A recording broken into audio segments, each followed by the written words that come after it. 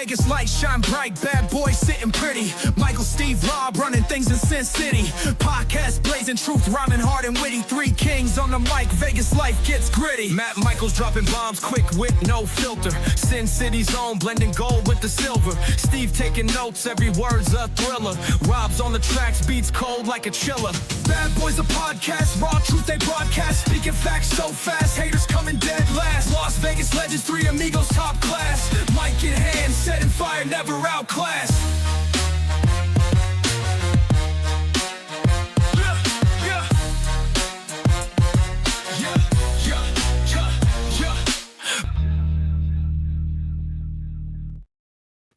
Welcome, everybody, to the Sin City Indy Report. No, your eyes do not deceive you.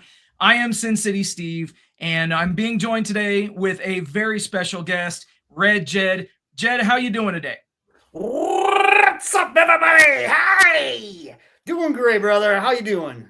Doing well, man. And RedJed is actually the brain and the driving force behind RedJed's Wrestling Rants on YouTube. Tell them a little bit about what you do over there on that channel, Jed. Yeah, man. So, pretty much right as we're doing this, some of the last videos from WrestleMania week, with the exception of Raw, are all on the Wrestling Rants YouTube. I've been running it for on and off for about 6 years, and I've been taking quite a hiatus from doing podcasting rants, but I'm ready to rock and roll again. And this will kind of kick off like another, so to speak, another run. It's a new era. It's a new era. Yes, a new era has begun, indeed. So here we go. Yeah. So right now though, there's just a lot of clips. I've been posting clips for the last few years on the Wrestling Rants YouTube at Super RedJed. So check that out. Highlights from matches, finishes of matches, entrances, random shit. You can only see from going to some of the live events, and just dropping clips as they happen. But like I said, coming up, we got some rants to do. So let's do it. Absolutely, man. And so obviously we're here in Las Vegas, and as everybody is well aware, WrestleMania 42 took place just this past weekend in Sin City.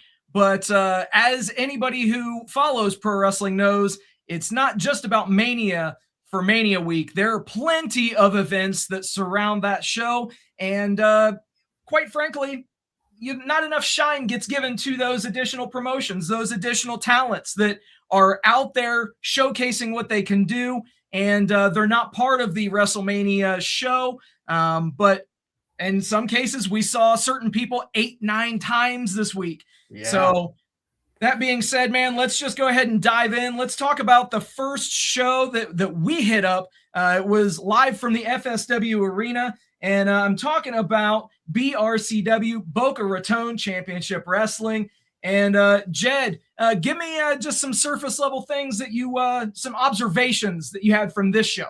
Yeah, man. So this was the first show of the week. This was on the Wednesday afternoon. We started up, and FSW Arena, a great little venue. Been there many times. Lots of good memories from this place. And this was a unique one. Boca Raton Championship Wrestling, way back down in Florida.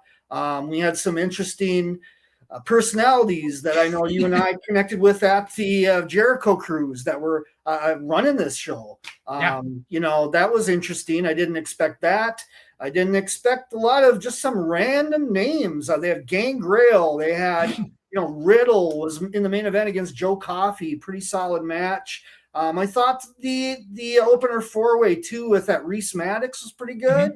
All in all, it was a nice, fun, really lighthearted show, I would call it. There was a tables comedy match in there, and the tag title match was pretty solid. Like I said, that main event was a very, very good, very solid first show, first main event.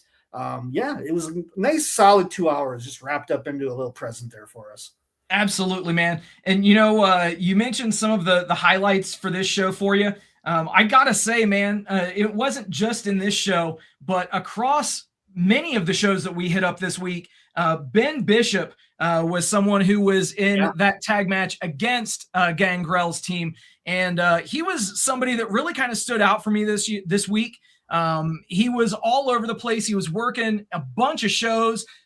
He's fucking hilarious. If you don't follow him on social media, you need to. The guy's he's got a great sense of humor, and he's extremely creative too. So it's just a matter of time until he gets picked up. Also, the Sons of Boca, defending their BRCW Tag Team Championships in a pretty interesting kind of a set of circumstances. You had James Ellsworth get involved there, and then he turns heel, joins up with the Sons of Boca. Kind of interesting stuff. EJ Nduka and Kenny King. Kenny King is a longtime friend of the show. We did the live show with him so many years ago, and what a great name for the Las Vegas wrestling scene. Also, you had mentioned too the fun factor was certainly in this one. I think that this was a lighthearted way to start the week and just kind of ease into things because we had a lot of shit go on this week. So, pivoting a bit, we had Ed in San Antonio putting on the first show of the Horseshoe era, if you will, with Poder Mania. And, Ed has done some great things over the years. He's really given women's wrestling a platform to shine at these WrestleMania shows and these WrestleCon weekend type shows that he's been doing for a long time. So excellent stuff there. Obviously, the matches to keep an eye on up there. You've got the women's championship with Brittany Blake defending against Shotzi Blackheart. Now, obviously, Shotzi was all over everything. Oh, my God, man. Unbelievable. We saw her in like 8 different shows, man. It was awesome. And even from, coming back this week and checking out shows online, additional shows that we missed. I mean, she was just on a multiple level of them from every location, multiple times in a day. I mean, just unbelievable. I know we'll talk about her later for sure because she showed up at a lot of our shows. Oh yeah, without a doubt. And obviously, we don't have the power to be in more than one place at one time. So Jed and I, we did go and attend a lot of these shows that we're going to talk about today. Some of them we did watch via Triller Plus or other streaming platforms.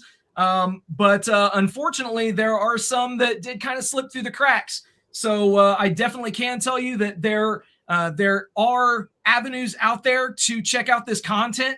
Triller Plus, while it's still going, is a great bargain for all of the content that you're going to get. It's $10 a month and you get access to, all of these shows like the Poder Mania show, like all of the shows that were at the Horseshoe. So excellent stuff, man. Yep. And then Triller also had Slam Fest, which was all of the shows at the Palms, which we'll talk about as well.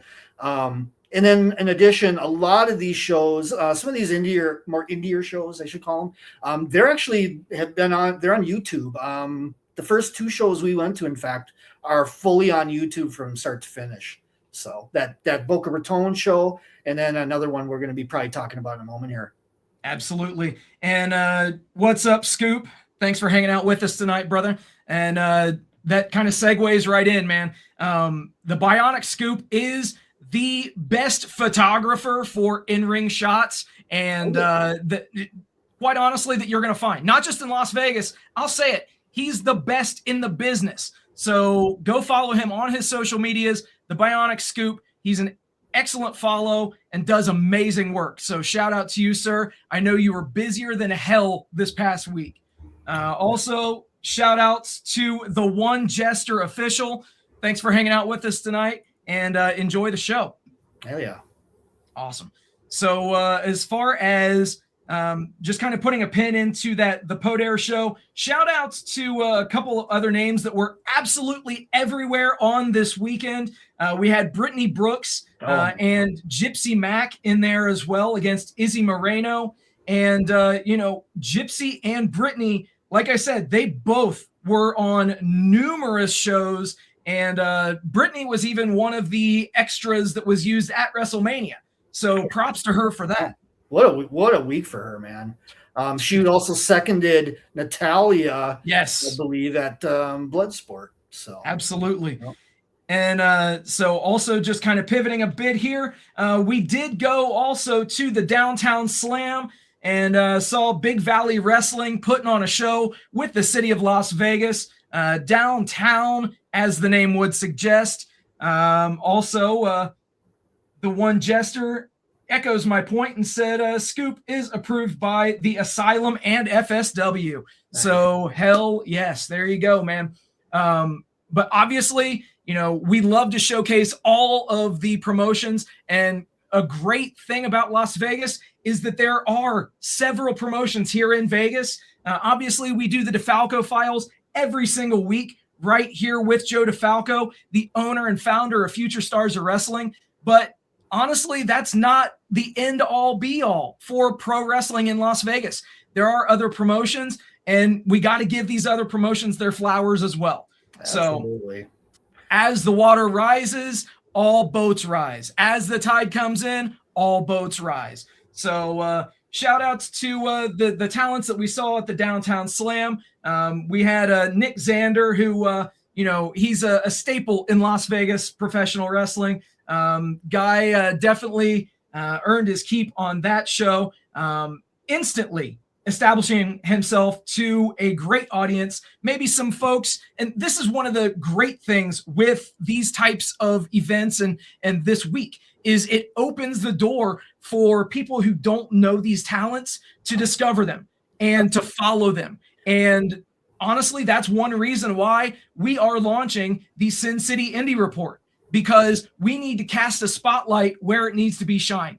And we've got a bunch of excellent, talented workers, not just here in Vegas, not just in Nevada, but all across the country. So we're going to try to give everybody a little bit of shine and put some names over that you might not have heard of. So excellent stuff there. Shout outs to our boys, Lights, Camera, Faction as well. Friends of the show, friends of the podcast, as they successfully defended their Big Valley Wrestling Tag Team Championships. Excellent stuff, especially for a free show, Jed. Yeah, free show. The environment was cool. They had a food truck down there, free show at the Civic Center Plaza downtown. And I just thought the environment there was great. They had a nice stage set up. A lot of unique stuff with this show. So this is the first time I think I've been to a show that they started out with a pre-show ahead of time, that they actually, instead of having pre-show matches, they had pre-show promos from all of the main competitors coming out to the ringside area, being interviewed by a few different announcers, who also, incidentally, the announcers did play-by-play commentary over the speaker system. So this actually had multiple shows this week. So it's definitely a thing to, I think, particularly at shows that are more for, family audiences or a general public to get more interest in them. So a lot of these free shows actually had running commentary going as well, which I found interesting. And the main event was Nick Xander against Bodie Young Prodigy and Jack Cartwheel. I did end up watching, I know we left a little early, but I ended up watching the rest of this show on YouTube again. It is available, so check it out. And also Ricky Tenacious and Santana Jackson. Yes. Were the co-main events. Yes. Good stuff. You mentioned Ricky Tenacious. Obviously, he was all over. He was another name to mention. Whether the show was in front of 15 people at a library or, whatever it was, Ricky Tenacious was doing his thing, and, his contributions can't be overstated. So. Absolutely. Yeah, he was all over this week. Absolutely, man. And, as we turn a little bit, let's talk just a bit about some of the other wrestling shows and get into some of the horseshoe branded shows. as we talk about progress, and dude, I'll tell you, man, this show was a lot of fun to watch. Yeah. Dude, I didn't expect it. I didn't expect it, and sure shit. It sure as shit. Yeah. You had Paul Hauser and Big Damo arguably stealing the show, having two big guys just in there slinging bombs at each other. And call it whatever you will, man. Paul Hauser, being an actor, being an outsider to the business, has certainly stepped in and quite frankly jumped into this entire thing head first in more ways than one.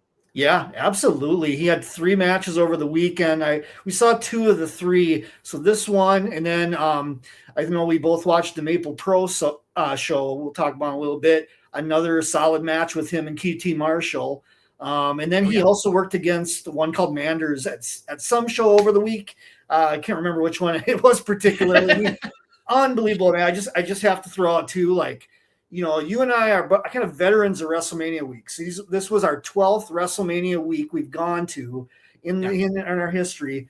And I think more than ever, this is not even hyperbole, but there was more shows this week than any fucking year ever for WrestleMania week. It was crazy. Yeah.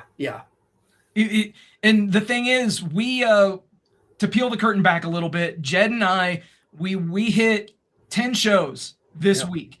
And that was starting on Wednesday. And so, I mean, we were pulling 2 a days, and that was for the shows that we actually physically went to.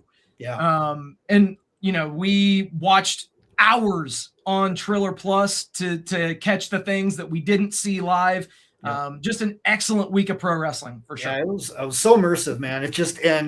There never was a moment where like, okay, what's on, or what should we watch, or where should we go to? I mean, it was just constant. It was a constant flow of fucking wrestling action, man. Hell yeah, dude. Yep. Hell yeah, man. And, you know, fucking wrestling action. Honestly, the main event here, Man Like DeReiss versus Michael Oku, I was into it. I think DeReiss really kind of he put himself over and took a step forward for quite a big audience that may not have known who he was before this weekend. Michael Oku, nearly everybody knows who Michael Oku is. He was involved in some of the most fantastic matches this week. So he was another one whose stock went through the roof. But somebody else whose stock went through the roof was Lio Rush. No shit, right. Yeah, dude, I was surprised to see him on the show. I was happy to see it. Lio Rush is embracing the Blackheart gimmick. Yeah. He's doing it, and I'm glad that all of these acts and gimmicks are starting to work their way back into pro wrestling. You know, for the longest time, everybody's been, oh, well, he's just a badass, or she's just a badass. That's their gimmick. No, give us some more gimmicks. Give us a little bit more. I don't want to say acting, but bring in some of that additional element that might not be there. Yeah, some charismatic characters, some, you know, like larger than life kind of personas. That's what wrestling's all about. We want variety. We want these extreme kind of like wacky, unique kind of characters. That's what I live for this business for, man, is the characterizations, the gimmicks, man. The gimmicks, come on. Hell yeah, dude. A little gimmick right here. Come on. And Scoop echoes my point. DeReiss is phenomenal live. You know, you could tell that he was having a lot of fun as well. Yeah, for sure. And also Scoop chimes in here and says that Leo versus BYP was great. I'll tell you, man, for those people who might not be familiar with BYP, he has a fantastic future ahead of him, especially for his age, his experience level, and what he's able to do in the ring already. Dude has such a bright future. Absolutely. Yeah, he's gonna make it, take it to that other level. I could see him in a TNA or one of these promotions in no time. Very soon. Take a look at him. Yeah. Very soon. Yep. And obviously there are plenty of excellent matches from each show. So unfortunately we can't break them all down. But we're just kind of giving some quick hits. Let's turn over now to the TJPW show. And this was just a fun show, man. Another name that impressed, that was all over the place this weekend, was J-Rod. She had an excellent showing here, going for the Princess of Princess Championship. Came up just a bit short in that, but J-Rod did get some gold and win a championship this weekend. We'll talk about that in a bit. Yep. But what anything stand out to you, Jed, from this TJPW show? Yeah, that J-Rod match. She's going somewhere. I've seen her for a while. She's been a mainstay in OVW. I saw some West Coast stuff she did early in her career. So she's really developed herself. I think the ultimate goal for her is WWE. I think cosmetically she's got that look that they would want. And we'll see if she gets a look, but I could see her in NXT within the next year. In no time, brother. Yeah, in no time. You bet. So yeah, absolutely. And of note also on the TJPW show, I mean, you had some names that made their presence felt. You had the Inspiration showing up there in TJPW, and I actually spoke to a couple of individuals, one of which said that he dragged his mom to WrestleMania weekend, and this show, this TJPW show, actually made her into a pro wrestling fan. Oh, really? Yeah.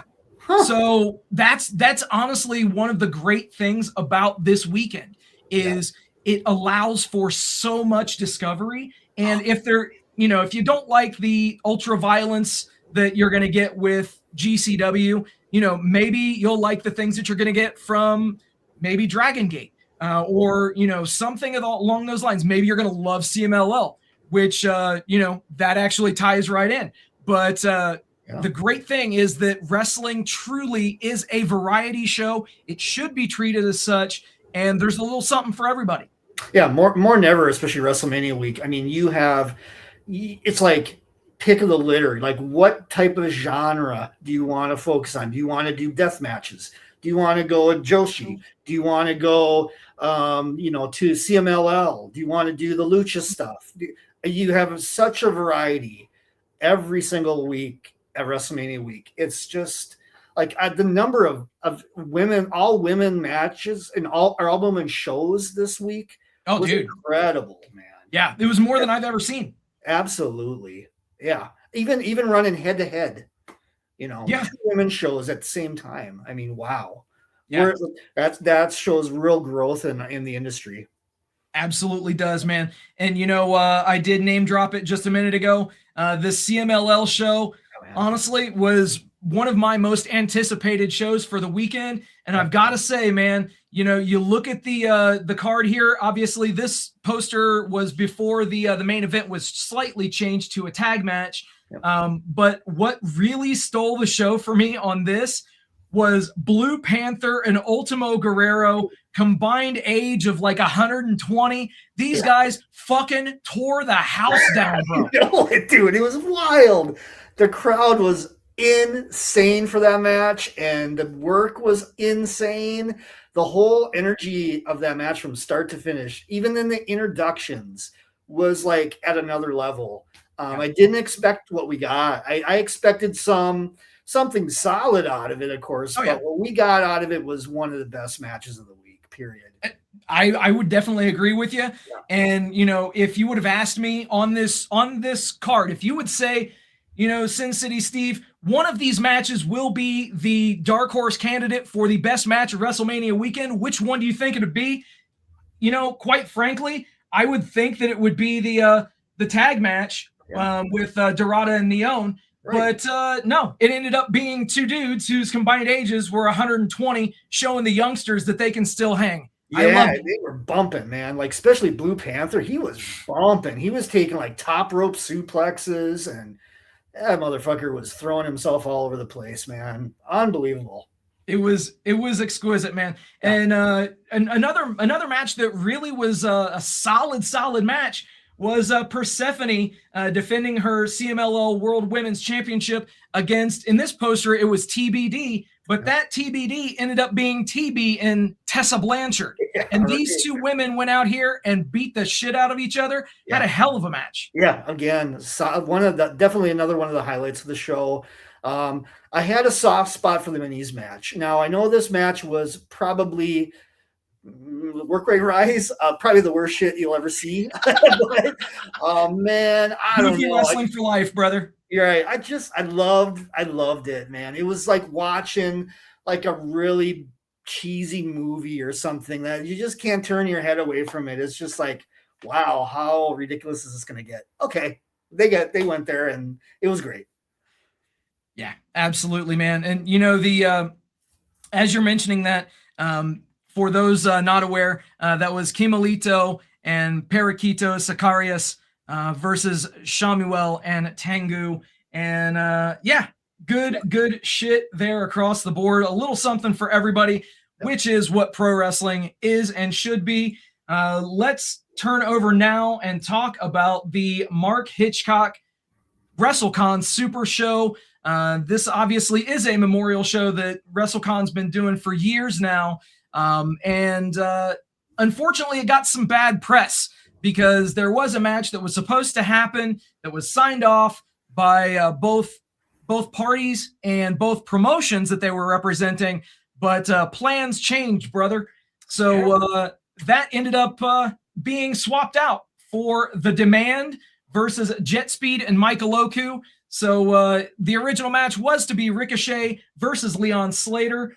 We didn't get that, but dude, what we got instead was fucking awesome. Yeah, it was fire. That main event was fire, man. I mean, a rematch from Forbidden Door. I would argue as good, if not better, than the first match. I would agree. I would agree. Yeah, it was solid, and I really loved Tanaka and Mark Davis. Dude, that really hit me hard, brother. Yeah, that was great. That was a good one.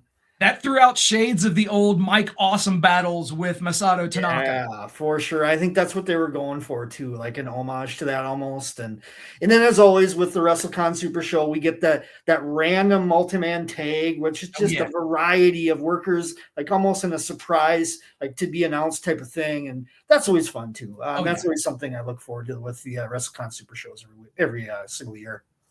Hell yes, man. And as far as this show, that was unfortunately we didn't make it directly to that show. Thankfully, we were able to check that one out on Triller. But one show that we did go to, and I'm very grateful that we made it to, was House of Glory. Mm-hmm. Boy, let me tell you. So as was mentioned this week on the Biggest Bad Boys podcast, we were at this show. Also, Rob Trump was there with us. And dude, there was a little something for everybody on this show. Again, we had Shotzi Blackheart taking on Charlie, the former Dakota Kai, Bandito and Amazing Red, which incidentally, that match has been uploaded to the House of Glory YouTube. So if you haven't seen it, I highly recommend after this show is over, go check that out because it is well worth your time. Bandito and Amazing Red tore the house down. Mm-hmm. But, dude, you got to give it up for Brody King and another name whose stock went through the fucking roof this week, Zillow Fatu. Yep. I know when we went to WrestleCon as well, man, his table was like going on the whole time. Never less than like 6, 7, 8 people waiting in line for him at his table. It was very impressive. The work he does is something. He's got an aura to him that is really unique. We'll see where that goes. We'll see where it plays out, but he's making some momentum, and this week certainly helped that. Oh yeah. Yep. Most definitely, dude. And obviously, it goes without saying too. The House of Glory championship match with Michael Oku challenging against Charles Mason, and again, Oku, dude, he did excellent stuff. Yeah. Nearly every show that he was on was great. And then to top it all off, you had the Hardys and the Good Brothers, and if nothing else, it was good for the nostalgia, seeing these guys in there doing their thing. Yep. But yeah, a very, very solid show. And I'll say this, I believe the House of Glory show had the best attendance of any of the Palms shows. It was packed. They even had the upper deck not fenced off or tarped off. That whole fucking building was loaded for House of Glory. Yeah, it sure was. Yeah, top to bottom. Yep. Sold out show. The crowd was in it from start to finish. I think, and it's justified that the Bandito and Amazing Red match got uploaded free, because that was the top of the show, I think. I mean, they really tore it up. So rightfully so. Everybody needs to check that out. Yeah, it was absolutely. I think overall, between this one and I'd argue Spring Break 10 was also top to bottom, really strong show. But yeah, they're like neck and neck. Yeah, I definitely agree. House of Glory is, I'd say, 1A for me in terms of indie shows this past week from WrestleMania. And then, as we'll talk about in just a bit, Spring Break is 1B. Yeah. But another show that was part of the collective was Death Vegas Invitational. Yeah. Damn, dude. Yeah. Wow. Yeah, bro. You want to see a dead body? Right. My God. Especially that main event was pretty fucking good. Wow. Like, holy shit, where are they going? Also to note, I thought the Zack Sabre Jr. match was fantastic, and it surprised me. I think that may have been one of the better openers of the week of any of the shows. Yeah, and the thing that does that I have to mention here is obviously Zack Sabre Jr. and his opponent Fuminori Abe.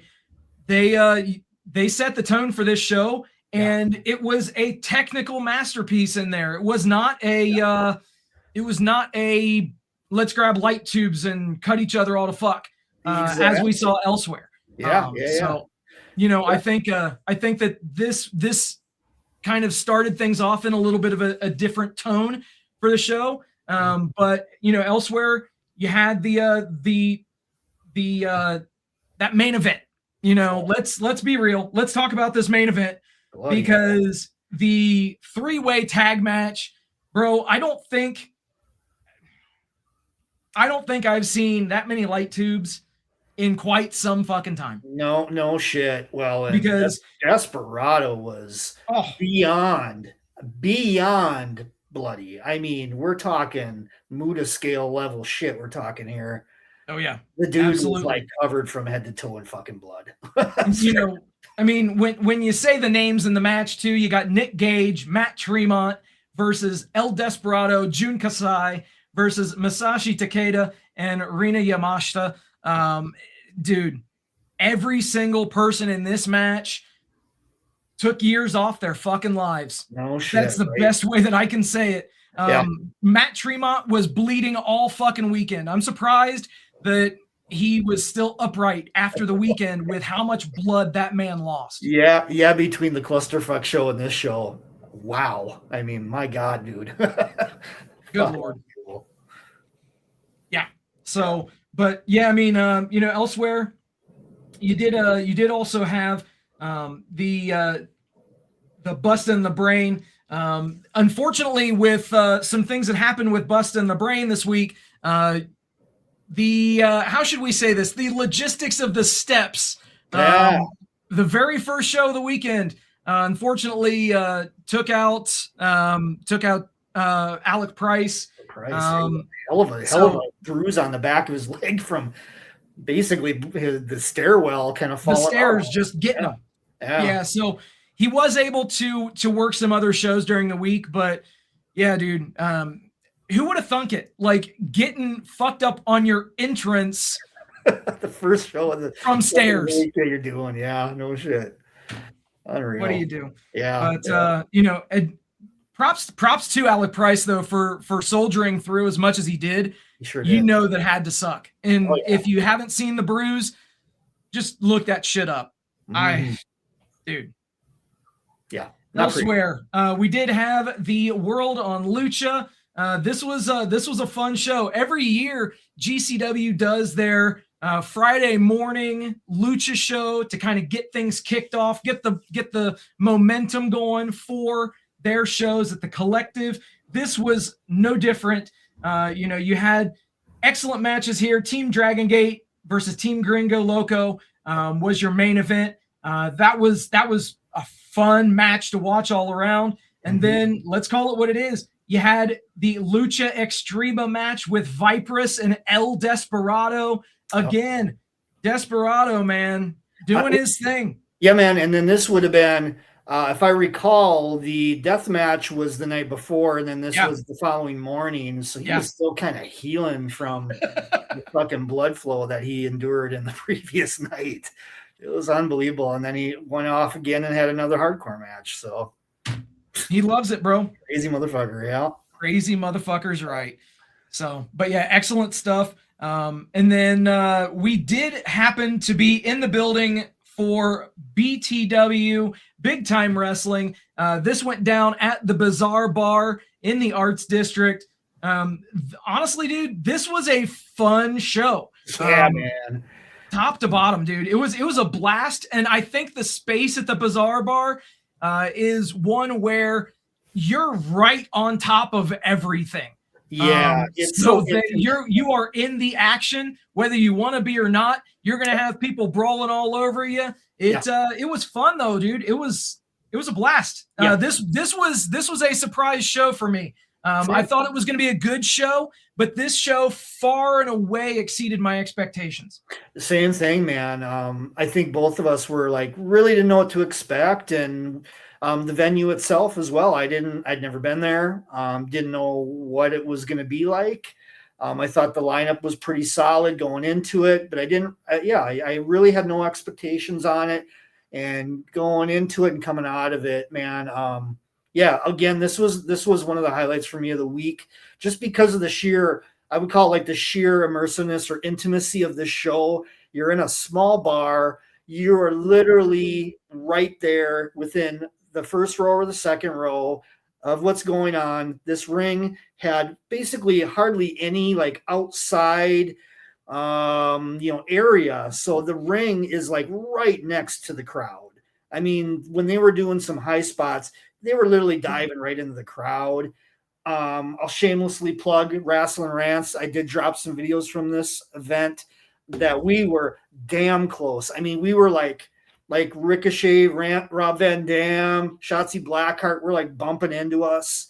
I mean, that's how close we were. There was a particular spot in the women's three-way match with Shotzi and Viva Van. There was another worker where there was a titty bite.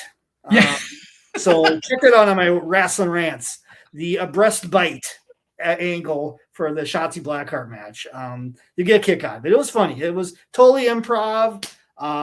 Didn't expect it, and sure shit, one competitor is biting the other's tit. So there you go.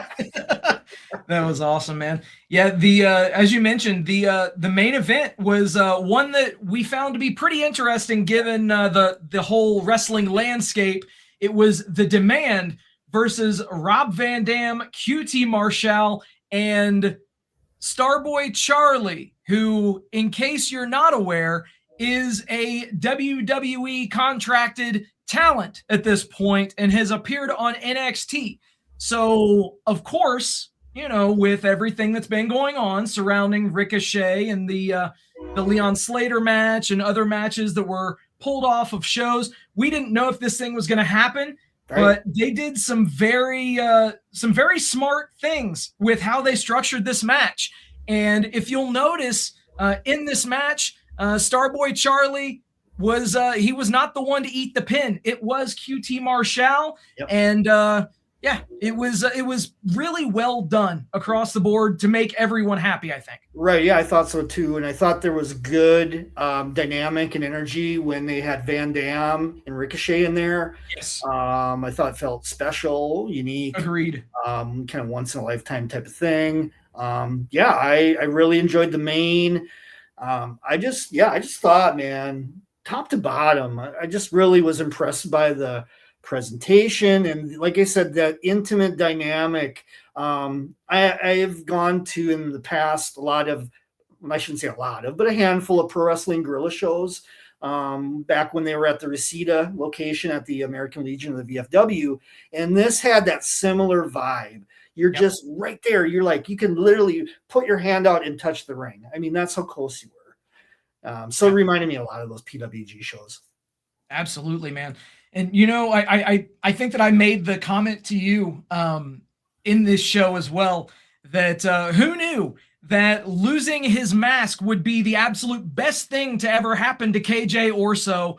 Yep. But here we are. The former Fuego del Sol obviously lost his mask as part of a storyline a while back, and he's really developed a new character and gone in a completely different direction than many people thought that he would go. And he's an excellent heel. He's been doing some excellent stuff. It wouldn't surprise me if somebody doesn't give him a look very soon.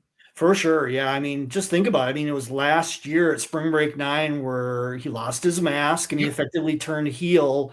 And since that point, in just a year, he's come around a lot in his characterization. And he was another guy that was multiple shows. Really, in every instance, I was impressed by his work, and I think the sky's the limit for this guy. He's gonna get a look.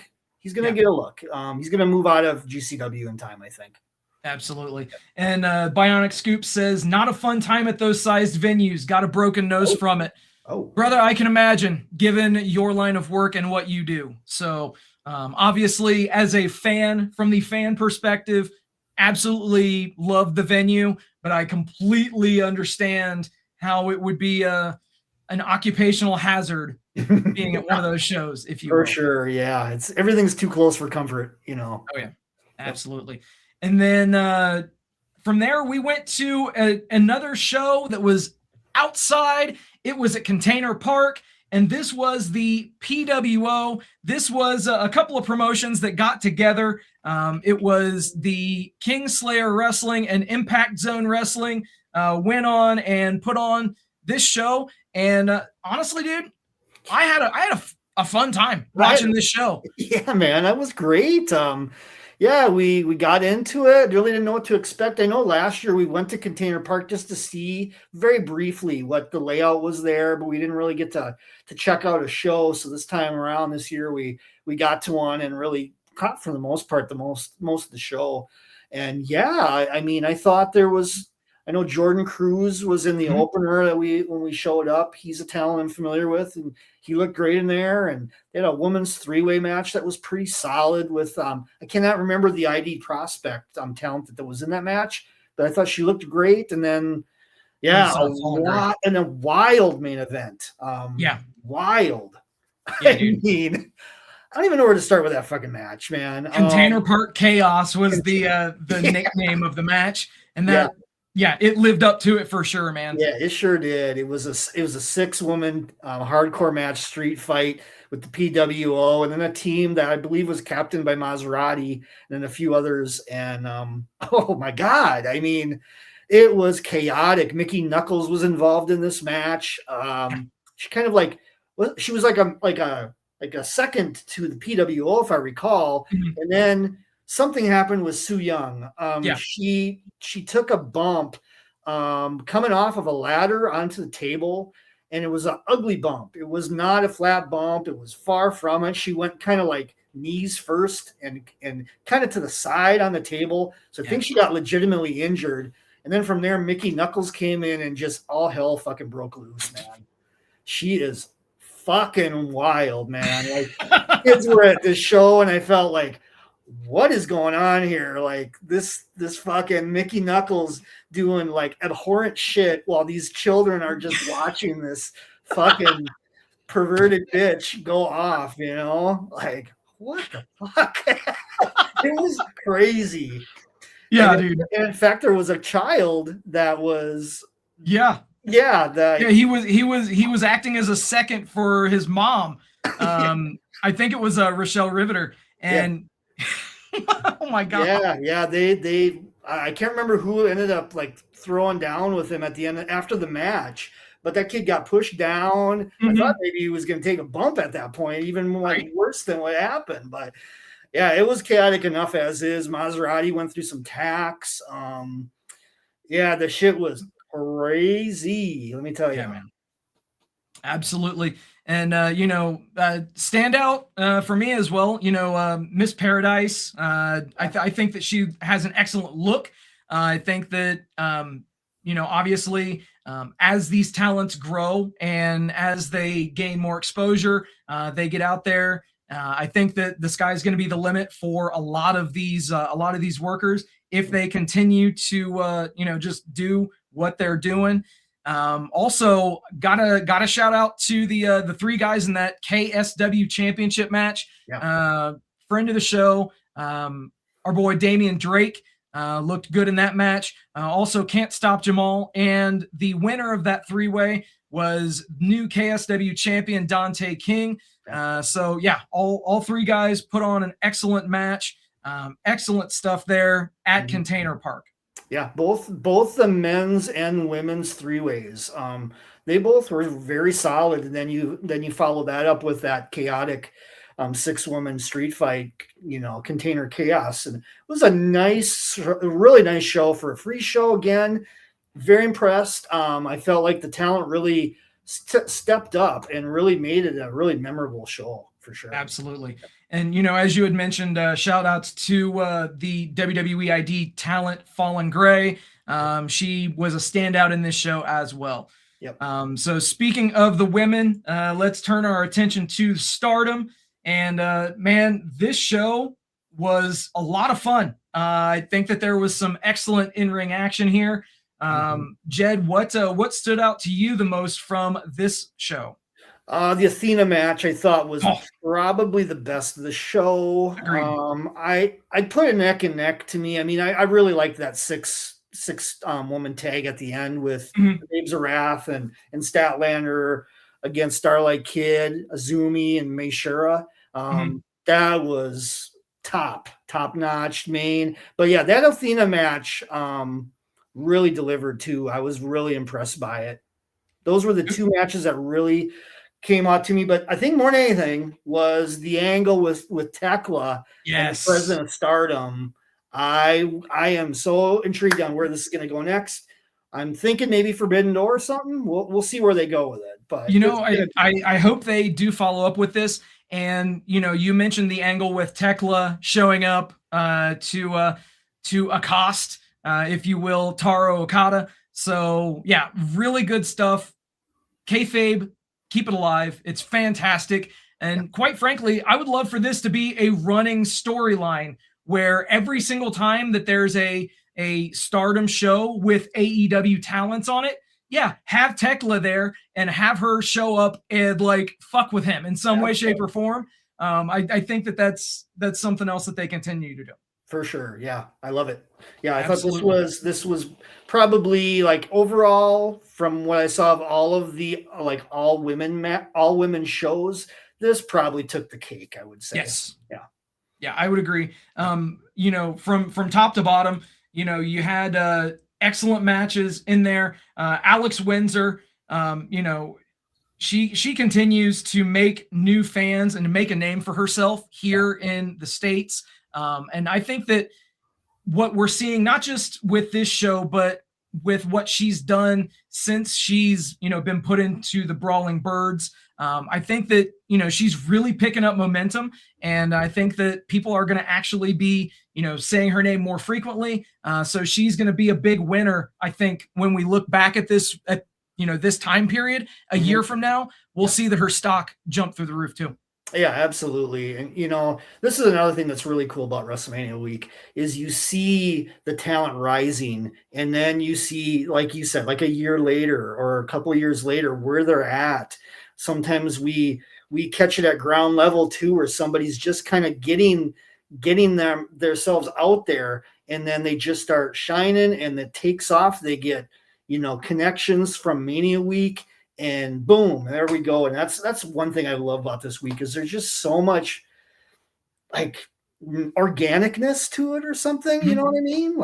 It's truly the cream rising from the top. Yeah. Oh yeah, absolutely, man. Yeah. And speaking about rising to the top, we did have, and as we found out at the end of the show, unfortunately, the final edition of Josh Barnett's Bloodsport, at least for the time being. Yeah. Yeah, we had Josh Barnett, Yuji Nagata doing their thing, beating the shit out of each other. But I gotta tell you, man, Natty and Shayna put on a fucking clinic, bro. No shit. Yeah, that whole presentation was just like fucking top notch, man. The whoever booked this show, I don't know if it was Josh Barnett or like who exactly books these shows, or is it a team? I don't know what it is, or if is it the competitors themselves, but whoever fucking booked that match, the way that they booked it, unreal. It was just a spectacle. Yeah. Yeah, absolutely, man. And one thing that I do want to make mention of here too was Miyu Yamashita and Janai Kai. I think that Janai was all over Mania as well. Yeah. I think that she is just on the cusp of breaking out. Yes. I see her being a name that we are going to talk about if there's some sort of a show that runs in parallel to Mania next year, or something around that time. If there's another collective slate of shows, I think that she will be a name that we talk about after the next slate of shows. She's one of those competitors that, she's gotten better and better and better, and she's primed for a breakout, right on the edge of it. And I think that we saw more proof of it here. Yeah. Between this one and we'll talk about it in a bit, but the Natural Born Killers show as well. She's got that MMA vibe down really solid, and I think that's going to mean something in the long run. Without a doubt, man. And Royce Isaacs is a freak of nature. This dude, seriously, man. He both at the Bloodsport show and at the NBK show. Yep. This guy looks like he was chiseled out of fucking granite. Yeah. Just a monster. And he took on Shane Mercer, but those two tore it down as well. But I gotta give props, man. Timothy Thatcher and Charlie Dempsey, boy. Yeah, man. Buddy. Good shit. Yeah. In this show, like I still kind of like thinking about these Bloodsport shows, like the integration of like how they do allow WWE talent to get in the mix of it. And it's just like a complete stripped down version of whatever they are in WWE. And I love it. I mean, seeing Pete Dunne in there and just a variety and so many talent that, WWE fortunately is comfortable with them doing this. And I'm thankful for it. I mean, otherwise Natty wouldn't have had a moment this week. She would have fell off the radar, Exactly. But she looked like a fucking killer. Oh my God, yeah. She looked like a fucking killer after this show. Yeah, now if they can just pivot that, and I know they've tried with her on the main roster, but it's not connecting. I don't know what's going to take, but she's got the gimmick down. It's just got to be used in a proper way on the main roster. And Scoop says that NBK might be one of the best sets he shot all weekend. Man, that wouldn't surprise me. That venue looked like $1 million, and FSW, Joe, everybody involved with the production team across the board. They put out an excellent slate of product from the HyperX. So everyone involved from FSW should give themselves a pat on the back for a job well done. We will definitely talk a bit about NBK here in a minute.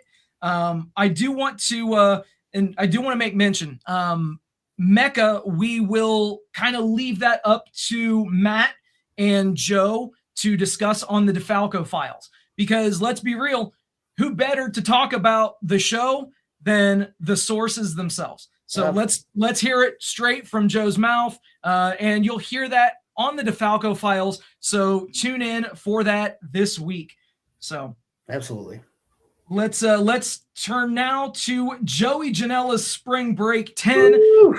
Buddy boy, this was 1B for me. This dude, whether it was the Joey Janela versus Brody Lee Jr. match, in a debut match, or whether it was the Sandman wrestling his final match against the Invisible Man.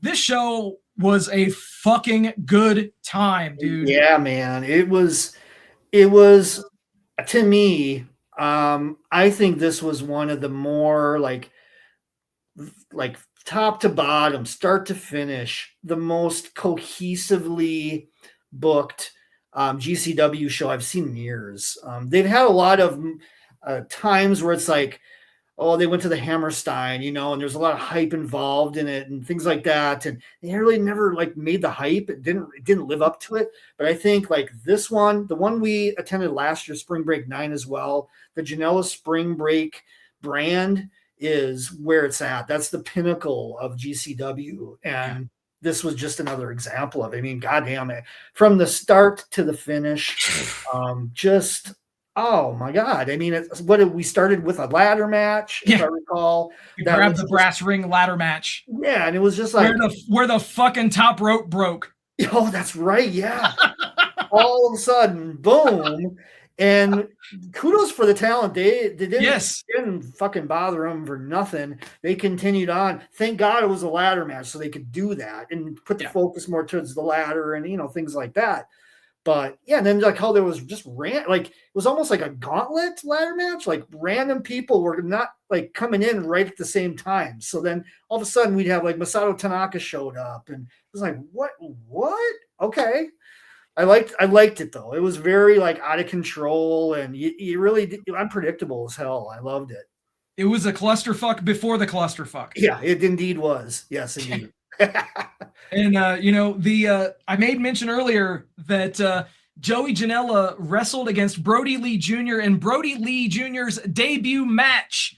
Yeah, dude, this guy is 14 years old. He is absolutely just on another level. The excellent work that Natty and TJ are doing at the dungeon with his training cannot be overstated. Yeah, this kid looks excellent in the ring, and he's 14. Right.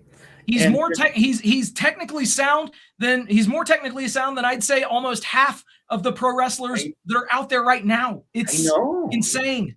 It's unreal. So, by WrestleMania 45 week or 46, he's going to be 18. Who knows where he's going to be by that point? But man, can you imagine what kind of level of talent he's going to be at by that time at this rate? My God, it was impressive, and kudos to Janela as well. Janela was careful as fuck with this kid. He didn't take any dangerous bumps. Yet it was a compelling back and forth match. There was definitely heat. It was a cohesively way more cohesive and together than I thought it was going to be.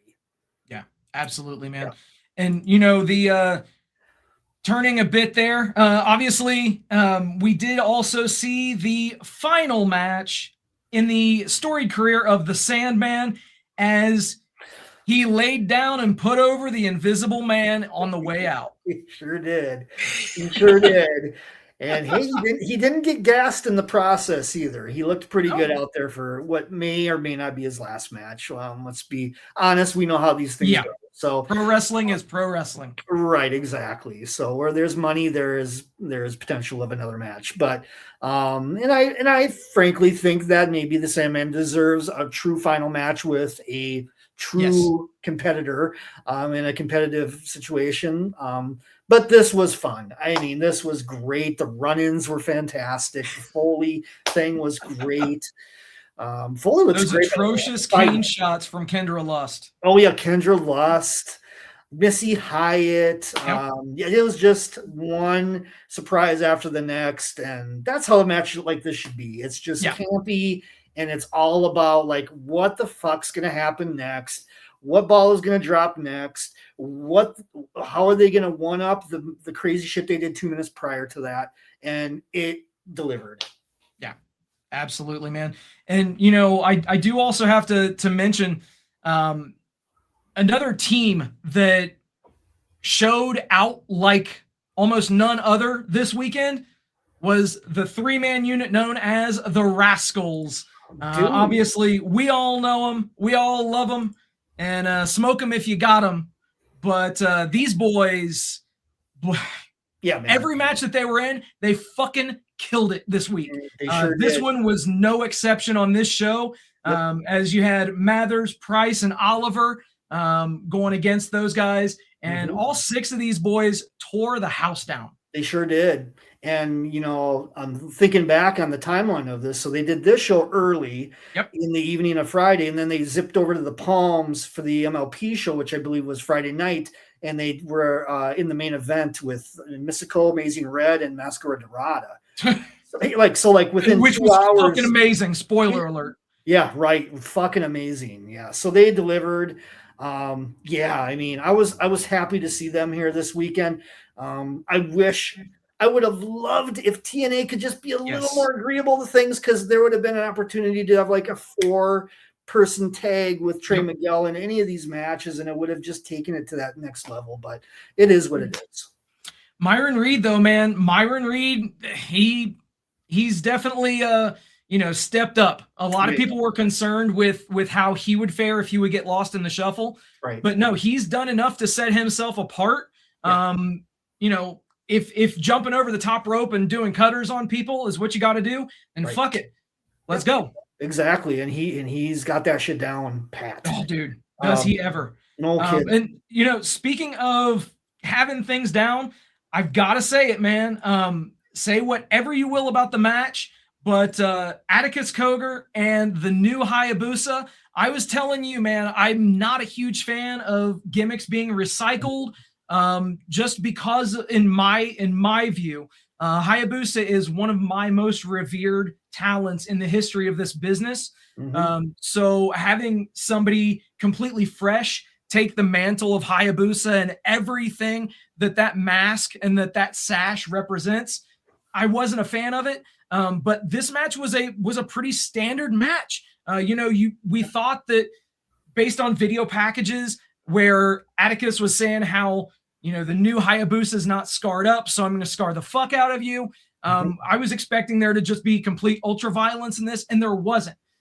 So yes, there were skewers and things like that, but in all consideration, compared to what other things I've seen Atticus in, this was a pretty middle of the road standard match that had a few, violent spots, but it didn't take away from the match. Absolutely. Yeah, it was just a solid match that didn't need all the buttons and whistles. I thought it delivered as is. I think where they focused all of the real hardcore stuff was to that Effie and Allie Catch match, which if I could be critical a little bit, to me that was an uncomfortable match to watch.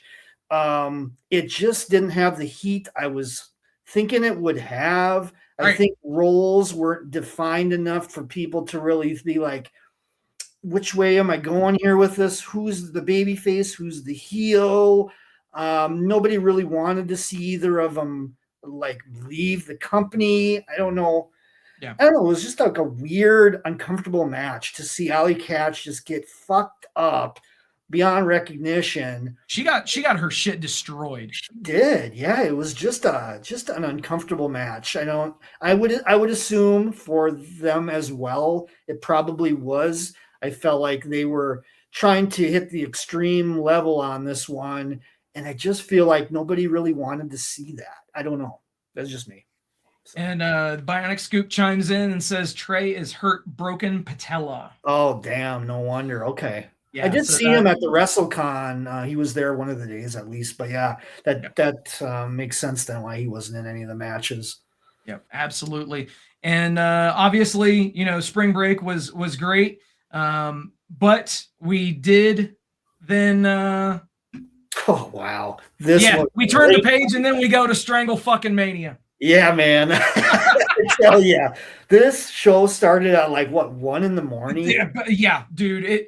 So it was supposed to start at midnight, but it took them 45 minutes to get shit cleaned up following spring break. Yeah. So this started about 12:45 in the morning, and it still ran for like 4 hours. Yeah, it's still. I think the last match I read that it started at like 3:45 a.m. The Vampiro retirement match. I mean, unbelievable, man, this show. I have to be honest, and I've told you this plenty, Steve, but I've become a JCW fan. I am a fan of wacky shit. I love you don't fucking say wrestling. I love it, and that's what JCW does have a lot of ECW tones to it. Maybe more XPW tones, I guess, perhaps.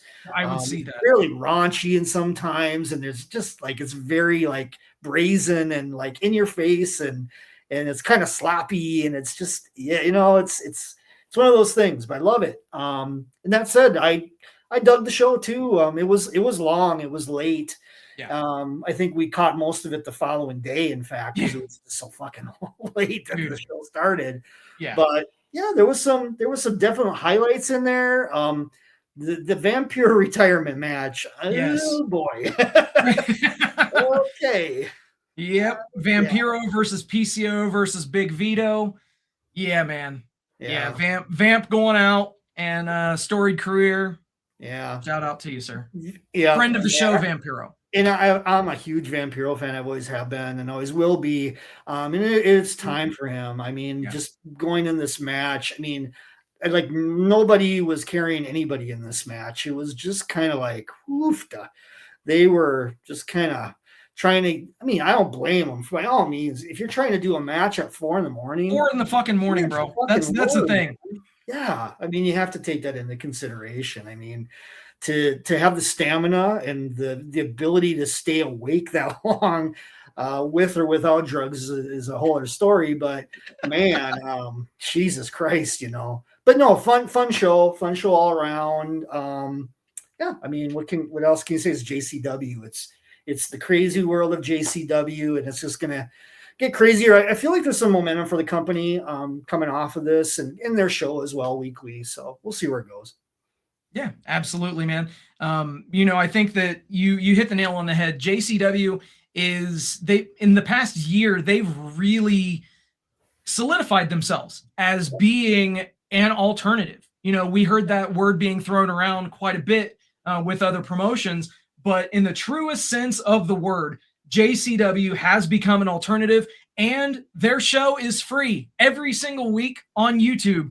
I know that you've been banging the drum trying to get me to check it out. So I think I'm gonna check it out going forward and join the ride. Yeah, it's fun. Thursday nights, where I'm at in Minnesota here, it's at 6:00, so 4 p.m. Pacific start. And man, pull a 420 and enjoy, I say to that. So one thing from this show I have to talk about a little bit was the 6-man tag with Rob Van Dam and company against the Good Brothers and Kenta. So Kenta really he didn't do anything this week other than this show. This was the only appearance I saw of Kenta all week in any of the lineups or anything. So he shows up. He's looking all right there. He looks like he's gotten himself in shape, and he's looking good. Goes in there. They start the match with RVD and Kenta. RVD does like this weird kind of like startup, like little pop to the nose. I don't know what he was thinking, but he fucked up Kenta beyond recognition from one punch. And that was pretty much it for Kenta for the entire match. The match broke down like a motherfucker, and the Good Brothers carried it. Kenta basically didn't hardly do shit in the match from that point on. He was bleeding profusely from his fucking nose. I'm sure his nose was busted open and broken. But so, a complete train wreck of a match. Literally the first spot of the match. Pop goes the weasel. So that's unreal, man. And it's crazy.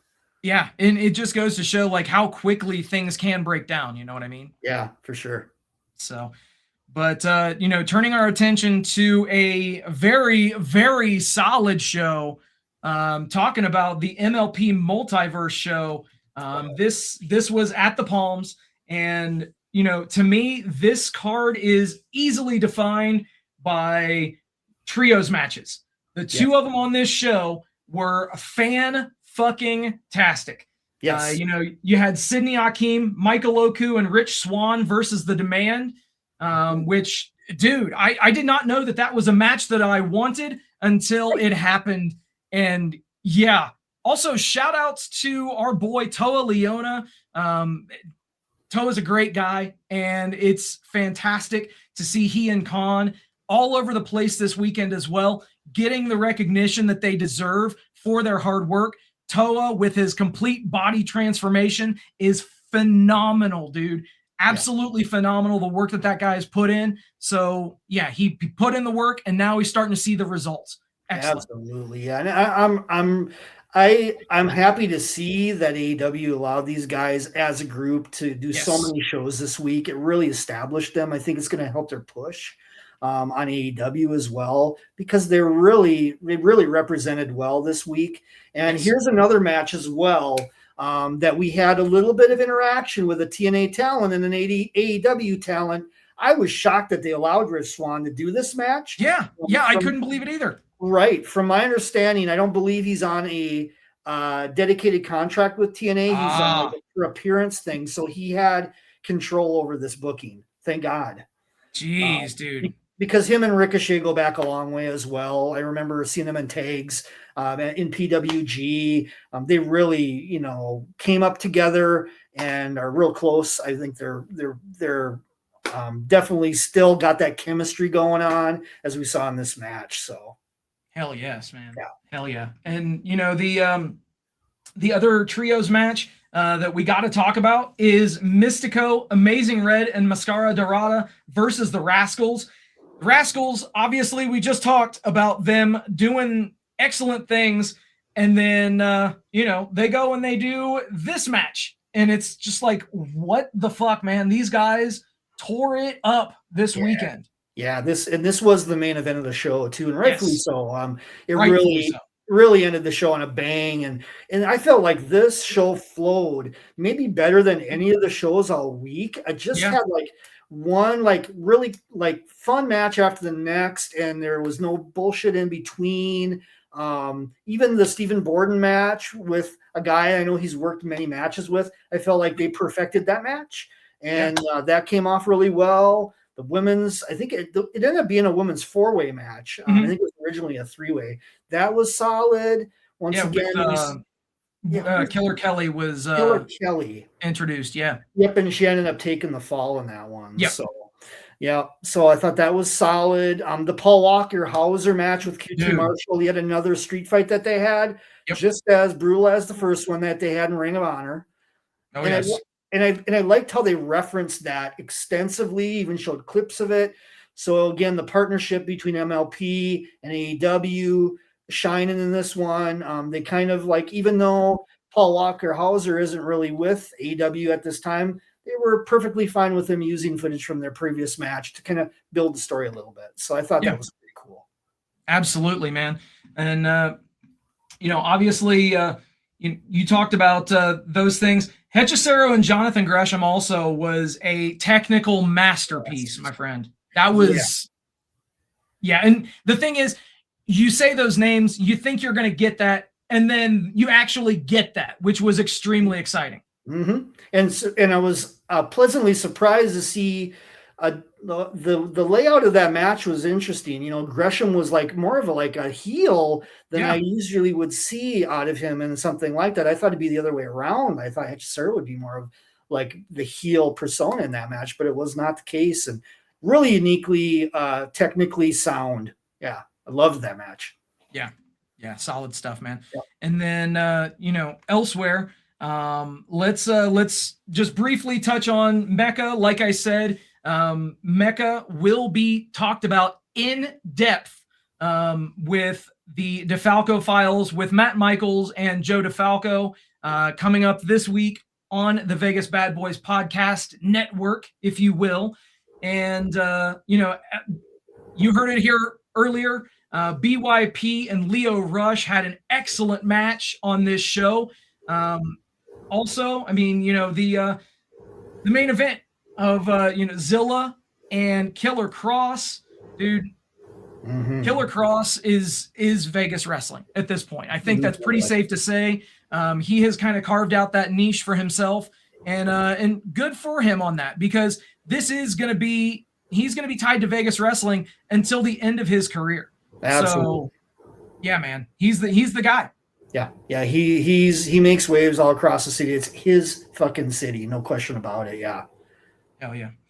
And then so also we had Effie's Big Gay Brunch that went down, and dude, Effie and Zack Sabre Jr. Yeah. Talk about a match that I did not think that I wanted to see until I actually saw it. Okay. I hear you. Yeah, I was pleasantly surprised by that one. I did not know what to expect going into it, but I thought that the chemistry or the whatever was going on between those two, man, it actually was pretty damn good. I didn't think going into it. I thought their styles are completely polar opposites in a lot of ways.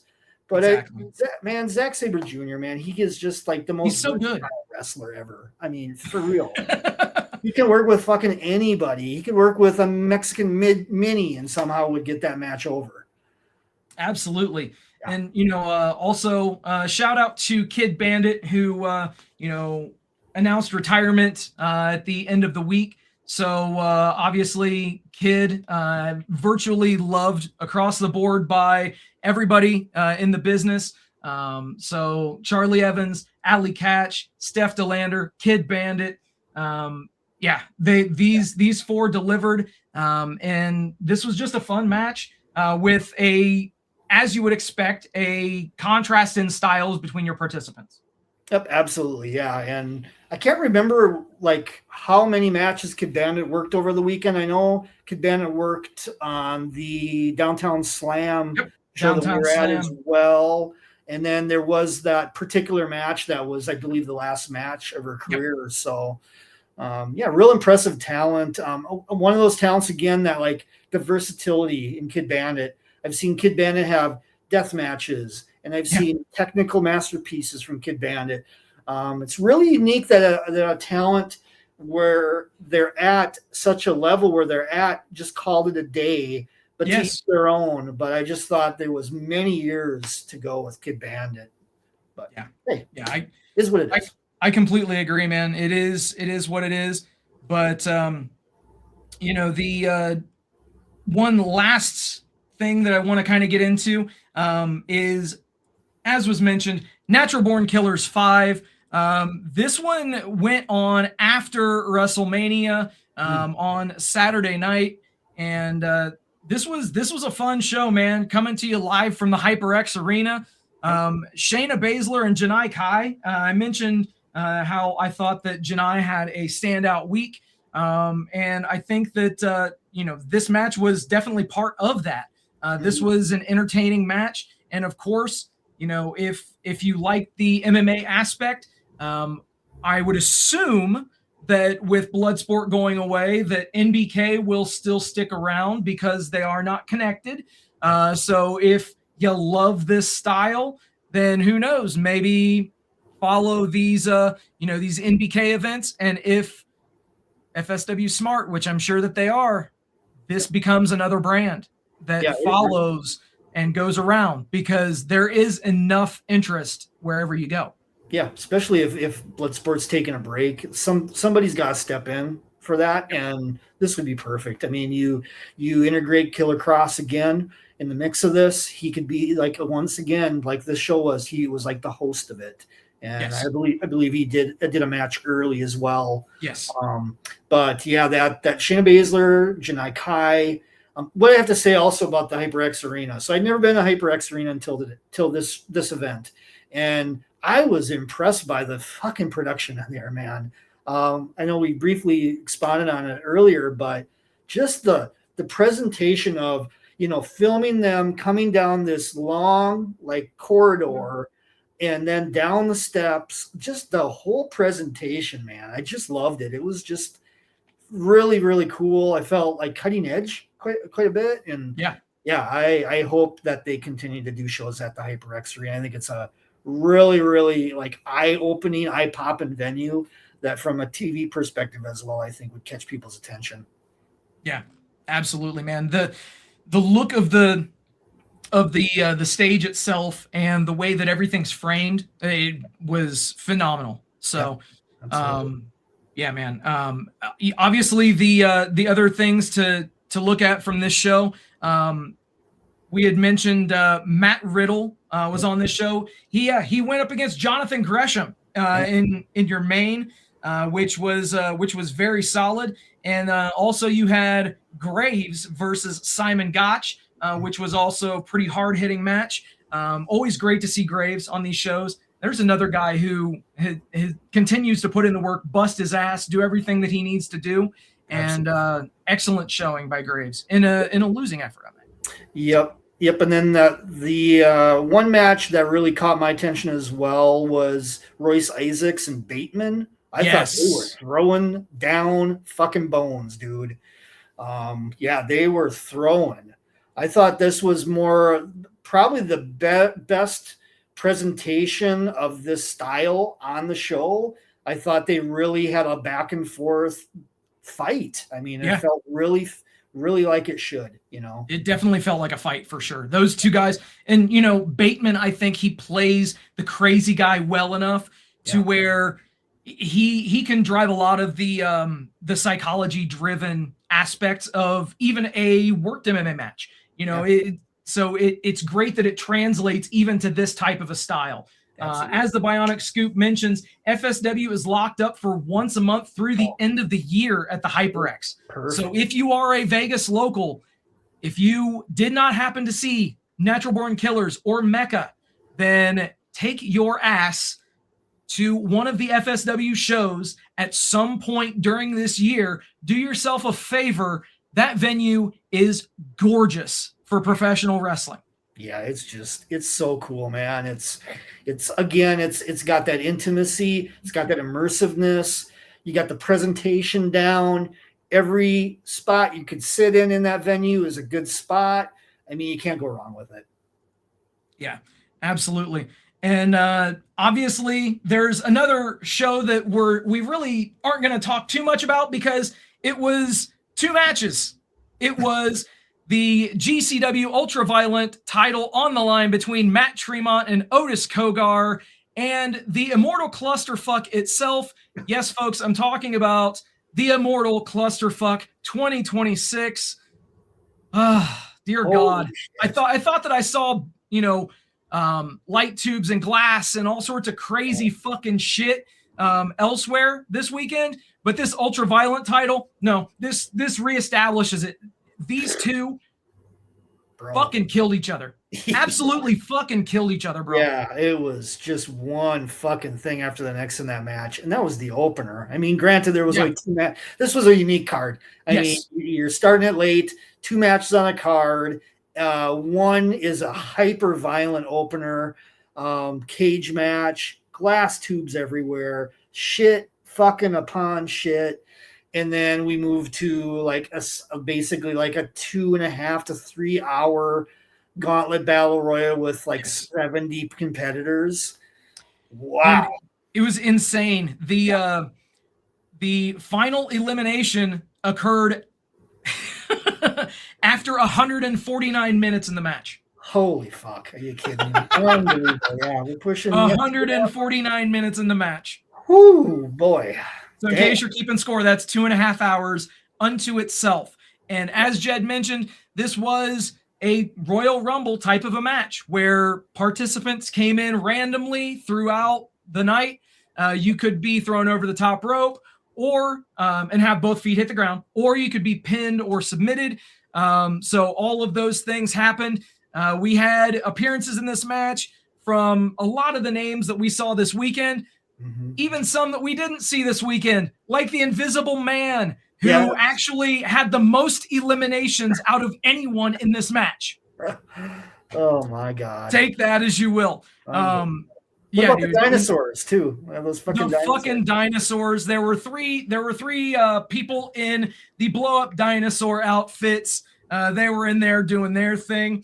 Yeah.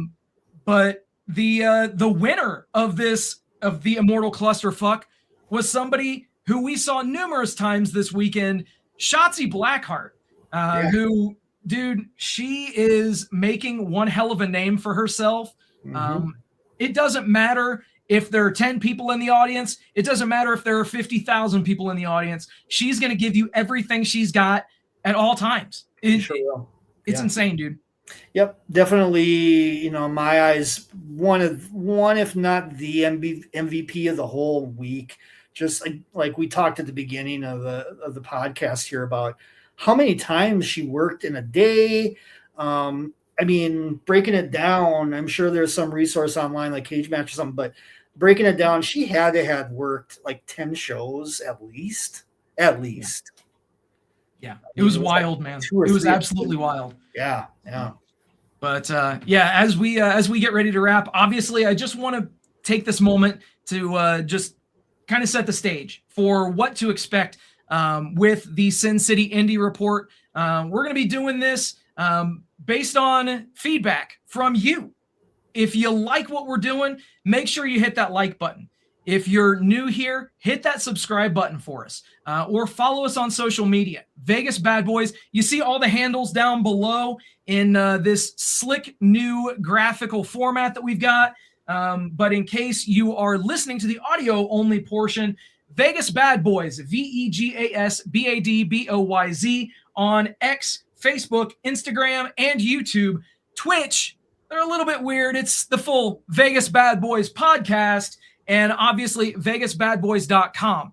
So we're going to aim for once a week on this. We may go once every 2 weeks. It just depends on, what the scene calls for.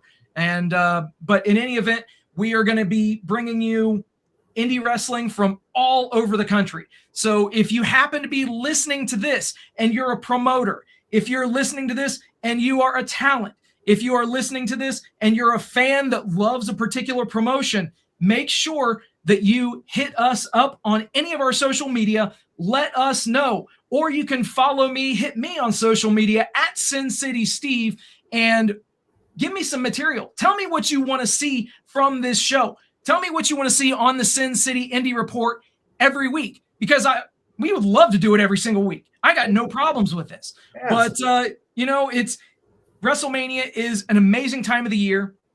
It allows us to essentially turn the page and look at what's to come. So let's just get this going, and we're going to be doing this stuff every week. Hit us up. And as far as that goes, Jed, before we head out of here, is there anything else that you want to tell the fine people out there? Definitely, if there's, anything that piqued your interest about what we were talking about, check out Wrestling Rants. I got some clips from most of these shows. I highly encourage you to support these companies and the content that they provide, either be it Triller or YouTube, through various means to find them. Support these companies because they really went all out this week, and it made, for me, we've been to 12 WrestleMania weeks and with varying levels of shows and stuff, but to me this was the most variety, and yes. There was so much of good shows, quality talent, unique moments, fantastic matches across the board. This whole week delivered tenfold, and I'm just looking forward to the next one already. So hell yeah, man. That's what I love to hear. Yep. And I want to say thank you to everybody for hanging out with us tonight. Thank you for liking, sharing, subscribing, doing all the stuff that you guys do. We appreciate each and every one of you. Also, very special thank you to all the brave men and women serving this country, whether you're doing it on lands foreign or domestic. Thank you for doing what you do so that we can do what we love to do. And last but not least, repsports.com, reppsports.com. Go there for all your pre-workout, weight loss, and general energy needs. Again, repsports.com. Use promo code VEGAS at checkout and save yourself 10%. Let's take a deep breath, man. Yeah. We're done. Yeah, but man. You know what? I think Uncle Dave said it best. They held back on a lot of what they could. Did any of you have a great time tonight? Yeah. With that, everybody, thank you for hanging out. We'll do it all again next week. Till then, happy wrestling. Rolling up the strip under neon lights. Podcast mic is glowing in the desert nights. Matt Michaels leading with the swagger tights. Sin City Steve right by your side. Alright. Rob Larry dropping truths, no fear. Broadcasting stories, make it loud and clear. From the Fremont edge switches to the Bellagio sphere. These bad boys rule, let me make that clear. Vegas bad boys, tearing up the scene. To Matt Michaels and the Vegas Boys of Podcasting, this is John Cena saying thank you so much